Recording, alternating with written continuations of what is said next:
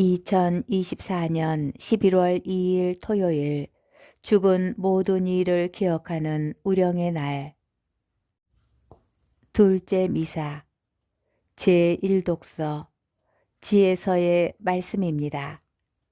의인들의 영혼은 하느님의 손안에 있어 어떠한 고통도 겪지 않을 것이다. 어리석은 자들의 눈에는 의인들이 죽은 것처럼 보이고 그들의 말로가 고난으로 생각되며 우리에게서 떠나는 것이 파멸로 여겨지지만 그들은 평화를 누리고 있다. 사람들이 보기에 의인들이 벌을 받는 것 같지만 그들은 불사의 희망으로 가득 차 있다. 그들은 단련을 조금 받은 뒤 은혜를 크게 얻을 것이다. 하느님께서 그들을 시험하시고 그들이 당신께 막가진 이들임을 아셨기 때문이다.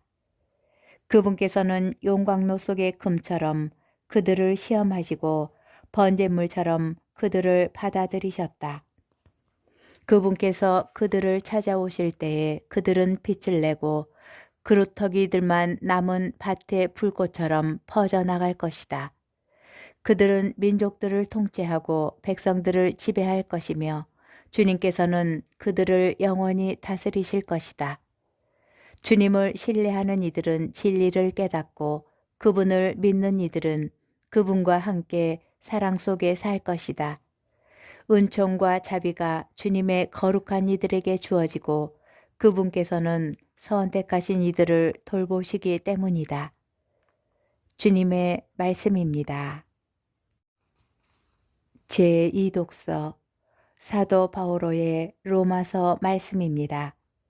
형제 여러분, 한 사람의 범죄로 그 한 사람을 통하여 죽음이 지배하게 되었지만 은총과 의로움의 선물을 충만히 받은 이들은 예수 그리스도 한 분을 통하여 생명을 누리며 지배할 것입니다.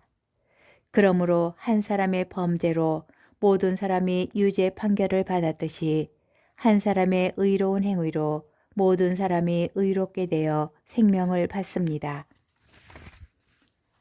한 사람의 불순종으로 많은 이가 죄인이 되었듯이 한 사람의 순종으로 많은 이가 의로운 사람이 될 것입니다.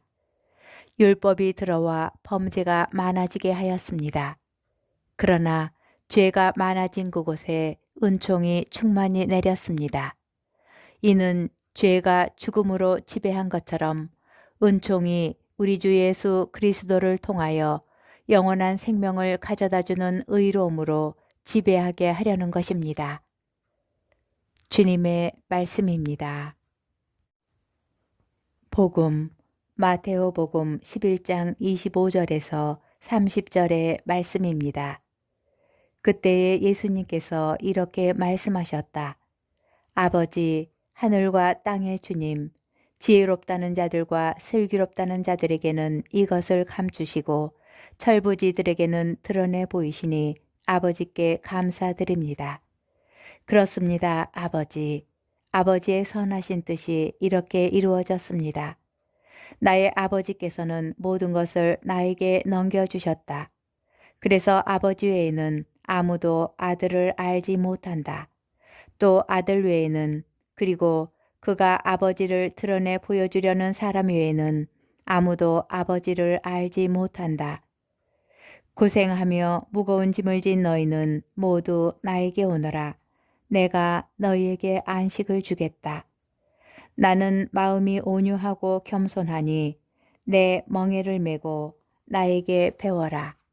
그러면 너희가 안식을 얻을 것이다. 정녕 내 멍에는 편하고 내 짐은 가볍다. 주님의 말씀입니다. 오늘의 묵상. 가톨릭 교회는 연옥이 있음을 믿습니다. 연옥은 하느님과 영원한 일치를 충만히 누리기 위하여 거쳐야 하는 정화의 과정입니다. 우리는 하느님을 믿는 것으로 영원한 구원을 보장받았지만 천국에 들어갈 만큼 깨끗해지려면 정화 과정이 필요합니다. 혹독하게 단련시키는 연옥의 이미지에서 하느님을 엄격한 심판자로 떠올릴 수 있지만 그와 반대로 연옥은 하느님의 자비하심을 드러냅니다.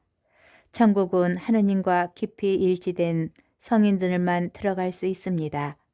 하느님께서는 당신의 은총과 사랑 안에서 죽었으나 완전히 정화되지 않은 사람이 하늘의 기쁨으로 들어가기에 필요한 거룩함을 얻을 기회를 주십니다.